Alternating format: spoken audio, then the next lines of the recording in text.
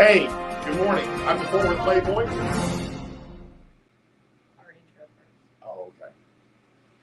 Hey, I'm the former Playboy. And I'm my Playboys Bunny. And welcome to the morning hustle. We were a little bit early, so we just had to redo it really quick. Yes. And welcome and thanks for tuning in. We got a couple subjects that we're going to cover today. Yeah.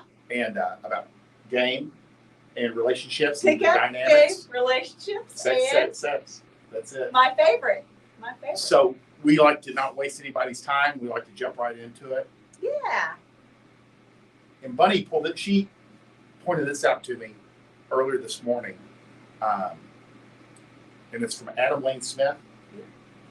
It's a great survey. I thought it was really good. Really good. And you can see what I voted. So, ladies, I've been asked this question 3 times just this week by men. So help us out. Do you care if a man has a high number of sexual partners before you? Retweet for more data. So, number 1 is yes, it's gross. And this is an ongoing survey. It's still got 20 hours left. So this is getting a lot of responses. Yes, he can't commit. I don't care at all, and no, he's experienced. There you go. Yeah, and I voted no, he's experienced. Clearly, you can see what I voted. But to me, this is an interesting survey, especially since he mentions that men have said it 3 times. I've been running game for at least a decade, and been around women for 40 years. Oh, yeah. I have never heard this question put forth until about a week ago. One of the girls that has a pretty good following, and she's not in our realm, but she kind of like bumps up against it. She was like, men who are promiscuous, women don't like them.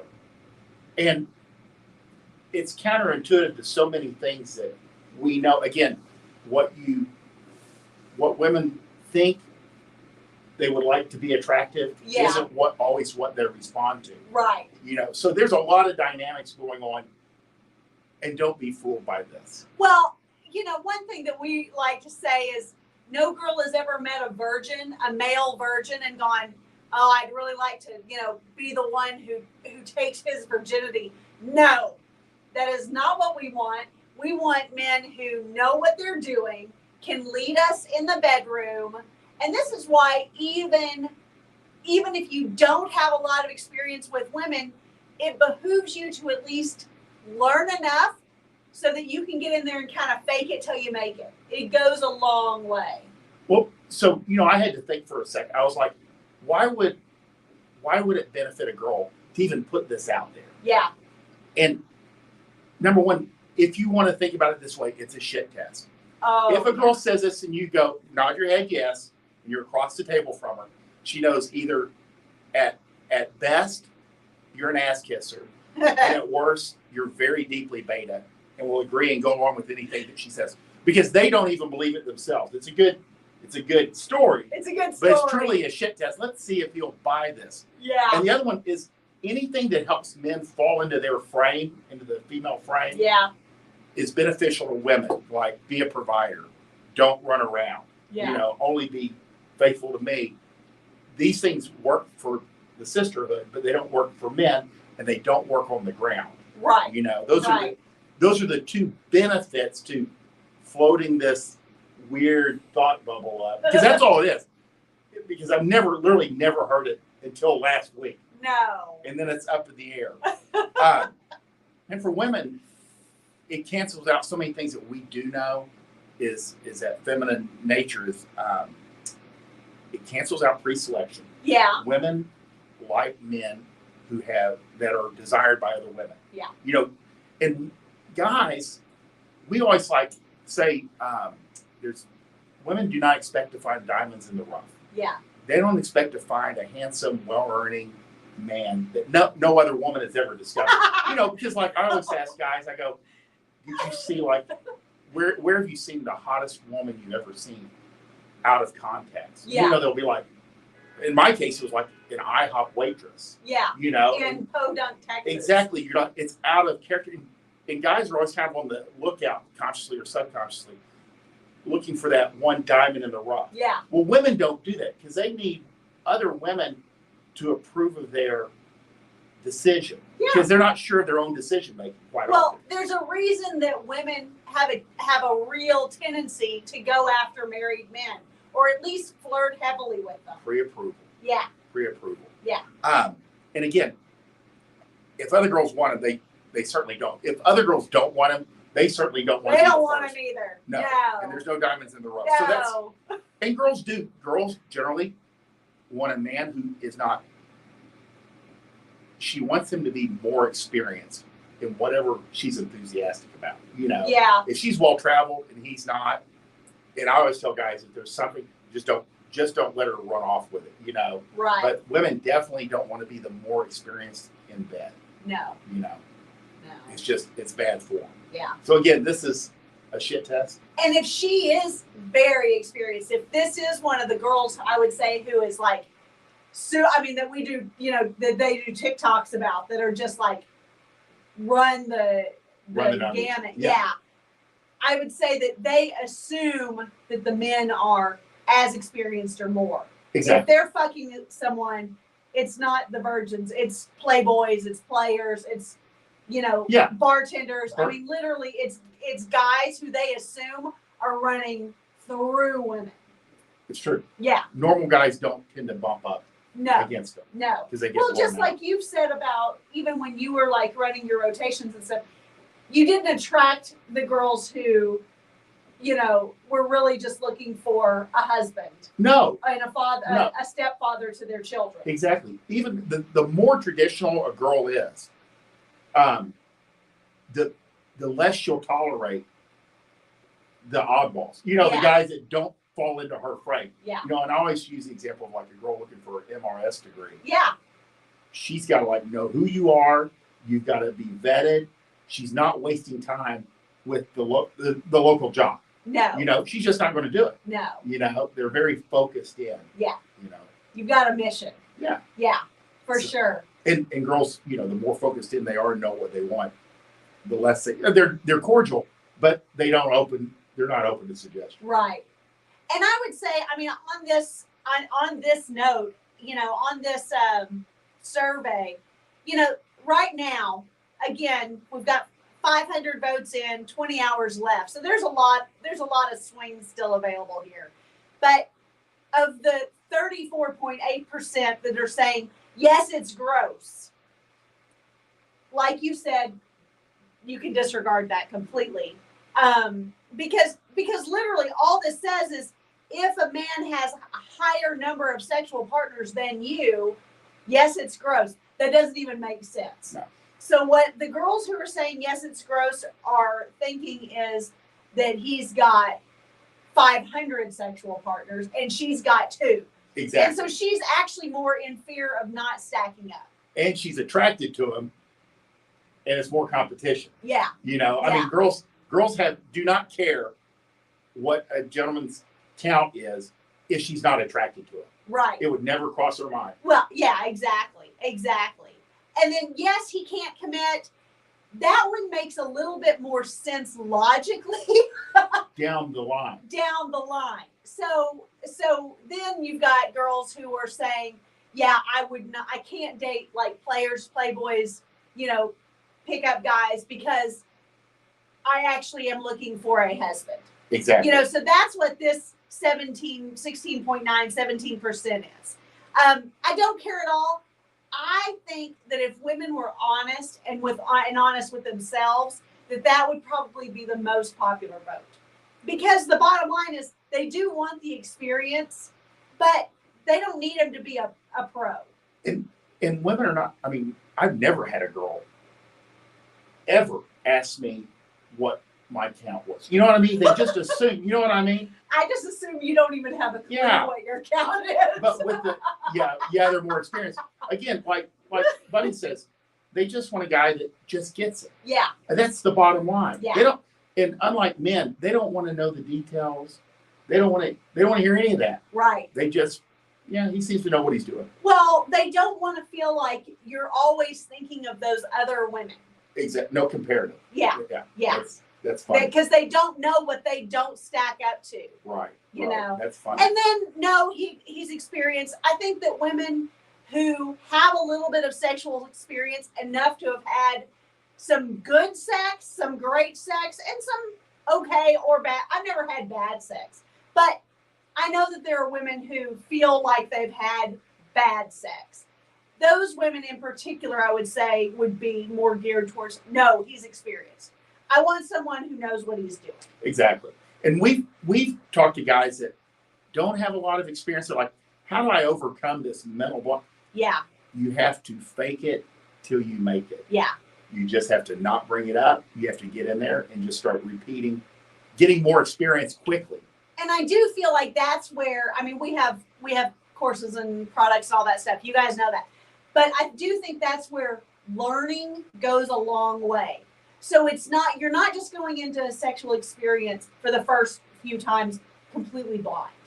No. You literally don't want to be the guy who's under the covers with a flashlight because he doesn't know where shit is. Yeah, the more you know, the more confident you can go in. Yeah. You know, the better prepared you are. The worst thing is going in and not knowing. Yeah. And not doing any preparation, not being prepared. Yeah. Guys just feel better when they do some background or do some research. Yeah. Walking in with a plan, a little bit of knowledge. I love it. It goes a long way. It goes a very long way. Yeah. I love it.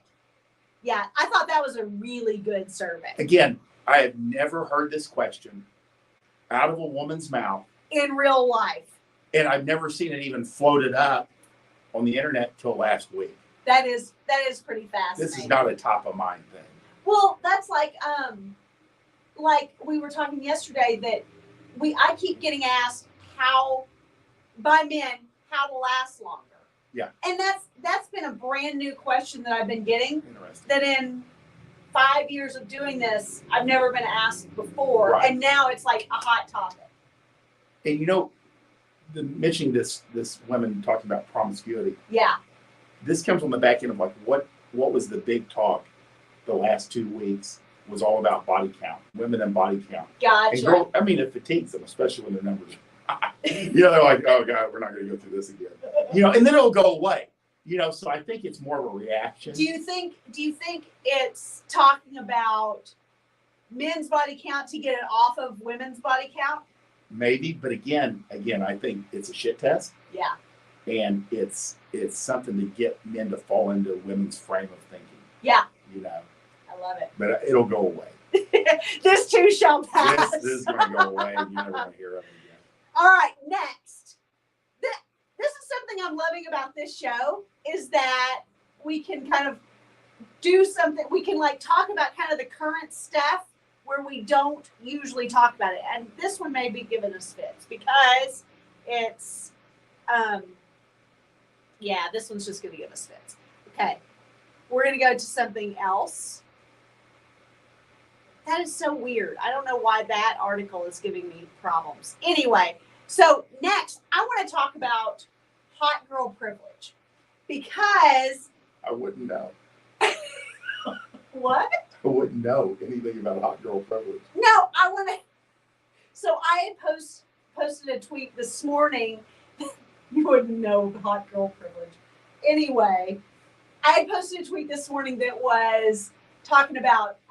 that girls who are attractive can literally get away with anything. Hot girls can have terrible behavior, and you do know about this.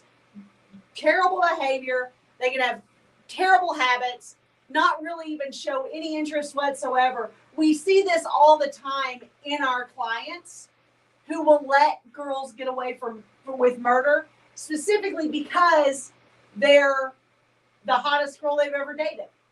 And so that's kind of, the tweet has actually, that I posted, I'm kind of laughing because it got AJ Cortez retweeting it and someone else that made me think, but I always laugh because I call it the AJ effect, the Ajax effect. Anytime he retweets anything, it's like, it's skyrockets. Yeah, he has good engagement.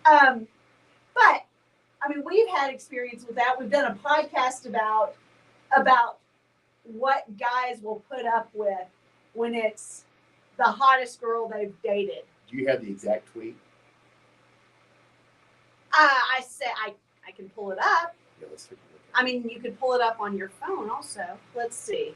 It said, you know, well, And that's the thing with a live show.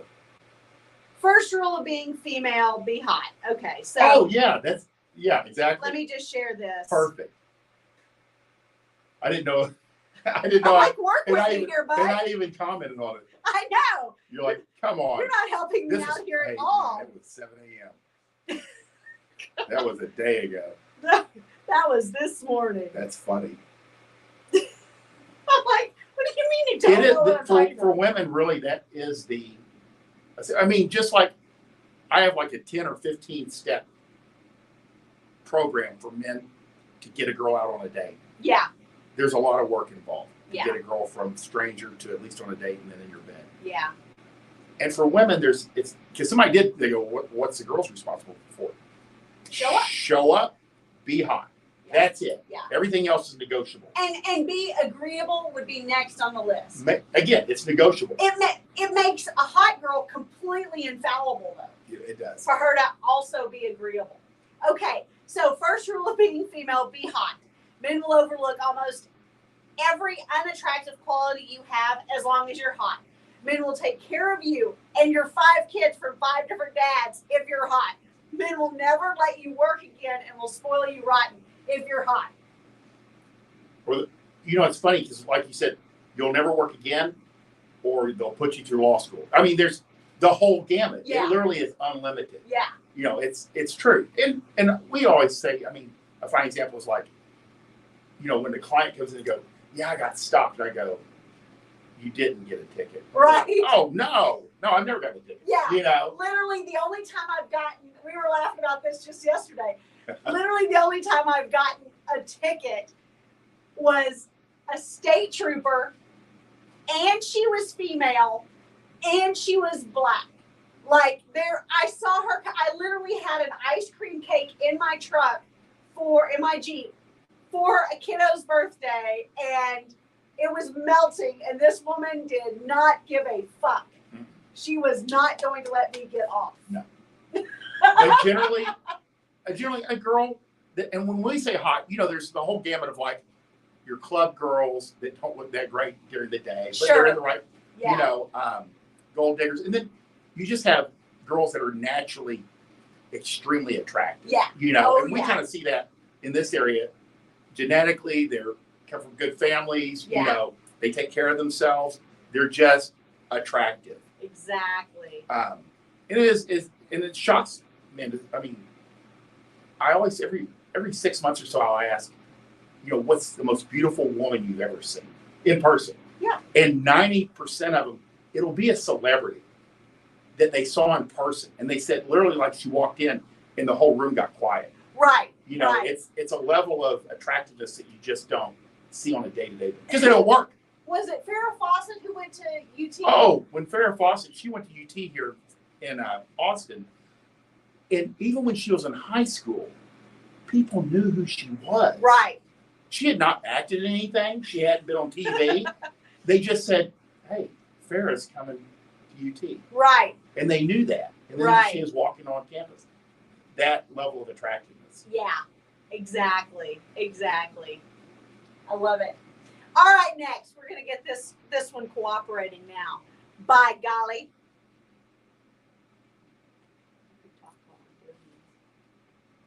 We're going to talk Oh my God, about. I'm gonna have to beat you to a pulp. All right, you sexy beast. Here we go. So this is the article that I was trying to get live, but I think there's just too much going on with it. So Rich Cooper had shared, and everybody's been talking about this right now. In all fairness, it's not just him, but this MMA fighter who took his new wife's ex's name because she had a 15-year-old son, and no, she's 15 years old. She has a son, and to be a better father to him, to be, more supportive of his life. He took her last name and the last name of the child rather than the other way around. And I found this fascinating. To give them continuity. I mean, so everybody would. Right. How do you feel like if you were to remarry, or was there a certain point when the kids were all smaller that you wouldn't have taken a new name for, in order, what do most women see? How do they see this? There are a lot of women who will even if they remarry once they've been married, will not take the husband's name so that they stay the same as their children. I could see that. Yeah. I could see that. I think that the more frequent, just from my experience, the more frequent thing that I see is women who will take the last name of the new husband, but then really, really push for him to adopt the children, or somehow take on a hyphenated name for the children. Very interesting. To include her new married Right. name. And that's literally all just for her, really. Right. Really. That's very interesting. I mean, I think, the main thing, I haven't really had to, deal with this at the end of it. A woman who has like 3 kids, all with her last name, her not taking your name in the second or third marriage isn't the same as her not taking your name in the initial marriage when she had no children. Right. It's because that does cause a lot of, Woo. a lot of strife. People get unhappy about that. Yeah. It's less of an issue when the kids are there. Because, she wants some continuity there. Yeah. So the kids, she's getting married. She doesn't want them to feel left out or behind, or like Right. she's changing who she is. Right. Well, and I think also a lot of times, from at least what we tell ourselves as women, is that it'll make it easier in dealing with the schools. Oh, it's huge, yeah. I think that's actually less of a real thing and more of something that women have contrived. Right. But it does make me fascinated to kind of hear women's reasonings. Yeah. What they claim as their reasonings. I have to play with this because I can. CD Bear, my ex remarried, changed her name, not your daughter's name. Good girl. Yeah. Exactly. She was raised right. Yeah. I mean, I think that your ex-wife still has your last name. That's true. I She's never even thought been about that. through another Yeah. husband. Yeah. She never took his name No. legally, and she never, pushed to change the children's names or anything like that. Yeah. She probably would like to drop my name. I was like, yeah, she'd like to go. But it's true. It's true. And I will say, and this applies even to that scenario, a lot of it also depends on what the new husband's last name is. I can see that. Because if it's a nationality or something more ethnic that doesn't really fit the way she sees herself, she may love the man but hate his name. Sure. And there are a lot of women who just don't want to be that last name. And it has nothing to do with him and everything to do with just, it doesn't sound good. It gives different connotations. It doesn't flow with her name. It doesn't fit the way that she sees herself. There's a lot of that. Yeah. What was the basic question? Wasn't this basic question was like, does this make this gentleman? Yeah. Semper Hero is, and I think that's a good way for Richard Cooper, who's. That sounds like Richard. It does. There's no middle ground. But you had a good point when we were kind of pre-talking about Yes. this. The thing is like, and I always see, they always use like MMA guys. Yeah. And the thing is that some of your, because most men are beta. So when you get into like the military or combat sports or business or anything, most of them are beta.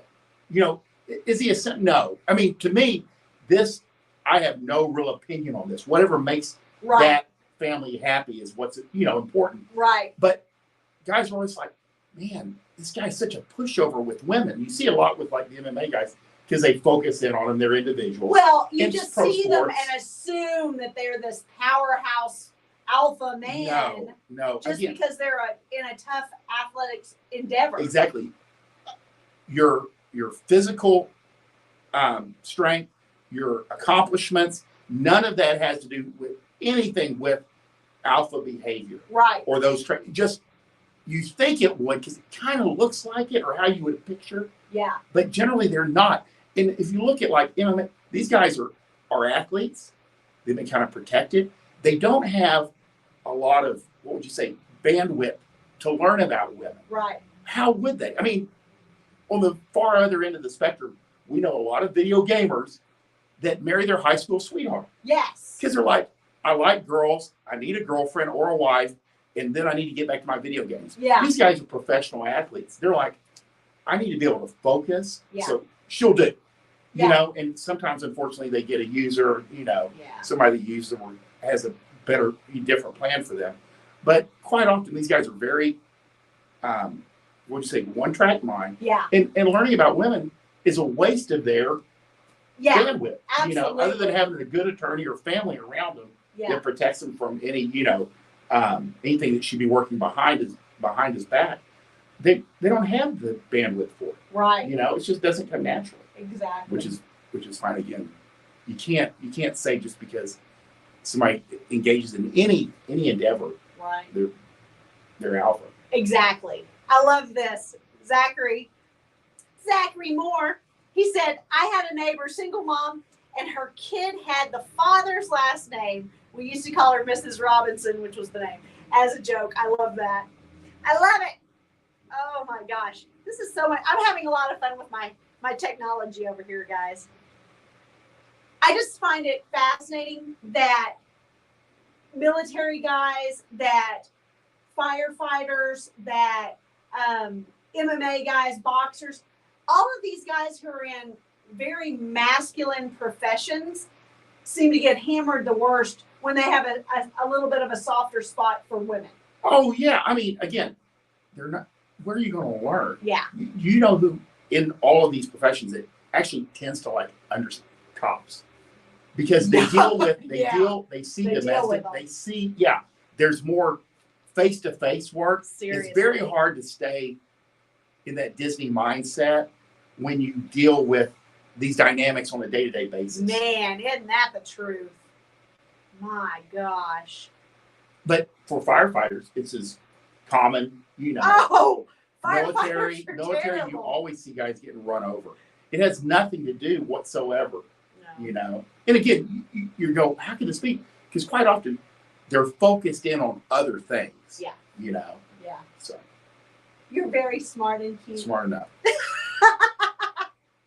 I love it. And next, I'm pulling up one of the tweets of yours.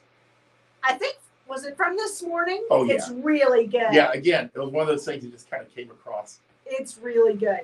But it's really important. And it gives us lots to focus on. So, for Worth Playboy, newly divorced mom's first weekend, kids are at dad's, are going to drink and fuck as if it was her last day on earth. And I put that out there so guys can key into yes girls. Girls that are more open to suggestion than others. And generally, when you hear this, they go, hey, it's my first weekend without my kids. Since that is your key to be the fun guy. Be the fun guy. A lot of guys, they make the mistake. They're like, well, she's probably looking for another boyfriend or a husband, or put all the provider stuff behind you. Yeah. Whatever it is, hide it. Yeah. It's your time to shine as the fun guy. Yes. Because quite often, women, for 2 or 3 years of the divorce, they're not going out. They're not going to, where's mom? Oh, she's out on the day. Until the divorce is final, they're not going out.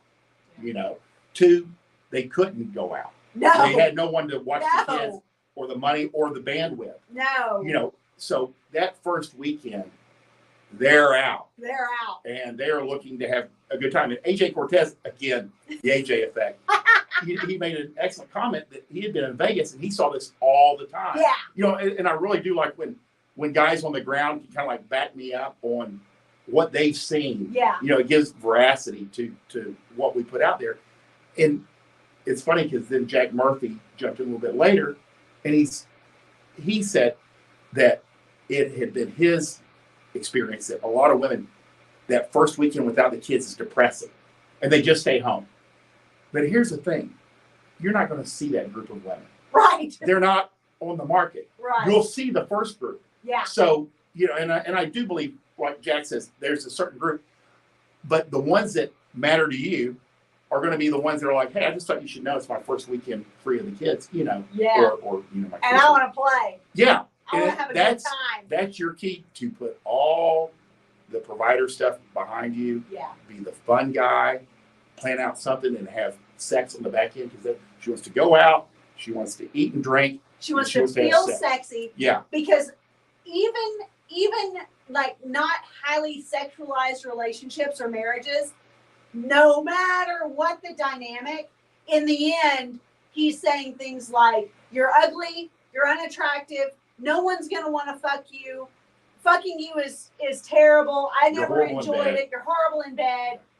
All these kinds of messages that are now implanted in her brain. She has to see, she wants to get her esteem back. Yeah. And you're going to do it. You're just the guy to do it. You're just the guy to do it. I mean, it works. You know, it does. And it can last weeks, months, just long enough to get her feet back under. Yeah. You know. And I would say, if you're dating someone who,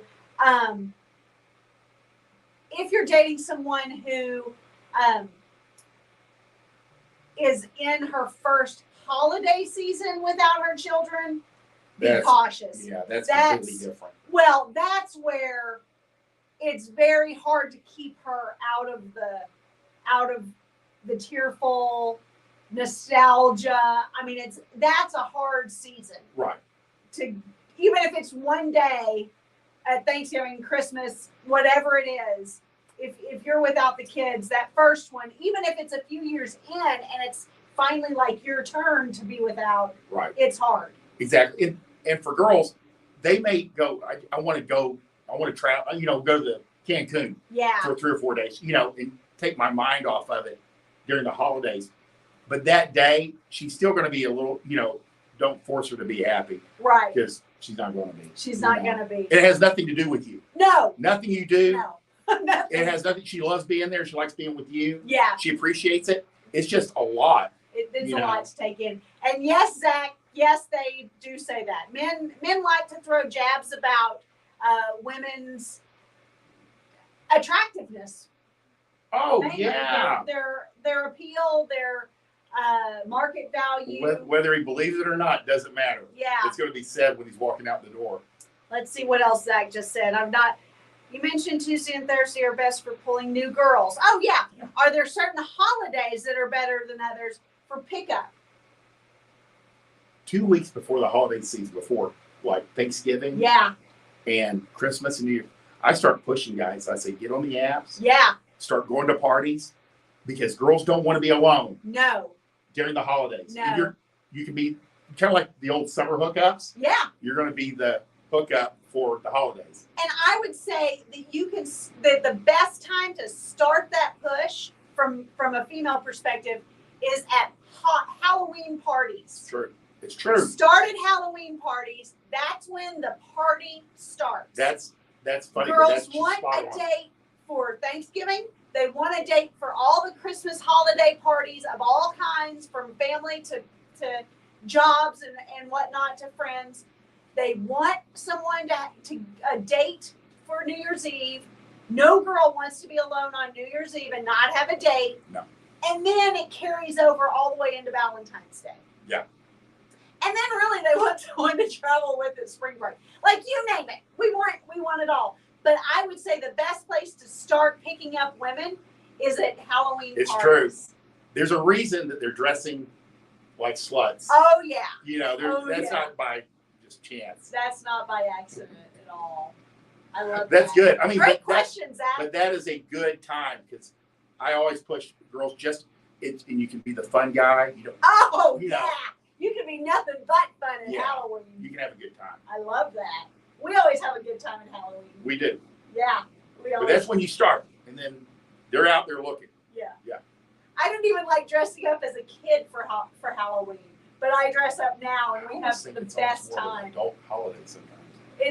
Seriously. Well, the way we do it, it definitely is. There's usually not many clothes involved. No. So. And we have awesome. We have a place to be. We do. We have an annual party to go to. Awesome. I love this. We're out of topics that we had planned, so that's a win. That's good. Yeah. Any questions? No, I've posted the questions as we've got them. Thank you guys so much for being involved. We actually super love it whenever you post questions in the comments in the chat box. We love it. And now with actually being able to like share them and like learning the software. What's the next show coming up? Well, tomorrow I have, today's Thursday. Tomorrow I have a part 2 interview with Ginger. That's awesome. With a Ginger and a Wild. We're going to talk nothing but sex. We're going to talk all sex stuff because our part 1, we didn't talk about any sex. It was pretty much like building a life that you kind of don't want to escape from. And then you got off the phone, or you finished, and you're like, we didn't cover sex at all. We didn't talk about any sex at all. These girls are very enthusiastic. And then we have the Bunny Show. Well, I'm going to do a lunch date on Saturday. We have the Bunny Show live on Sunday, where we're going to talk about girl brain and breakups and how we process breakups. Good. And from both sides. And then very soon, in another week and a half or so, Sarah Beth Ulrich and I are starting a Nothing But Sex show once a month. It's going to be a lot of fun. I think we're going to call it Spicy Tea with Bunny and SB, but we shall see. But I'm actually really looking forward to that because that's going to be a really good source of sex talk from sexually enthusiastic women. Again, gentlemen, women want you to be able to just get it. Yeah. The more you understand about women, whether it's, immediately applicable or just knowledge, it makes you into one of those men that just get it. It goes a long way. It goes a long way. A You long make way. a lot less mistakes. You struggle. You suffer less. Yeah. Yeah, there's all kinds of benefits. I love it. I love this show. This may be my favorite show that we do. And we do appreciate you watching. Yeah. Whether live or after. We hope you guys have a great day. We want you to win. Bye. I love this show. It's such fun.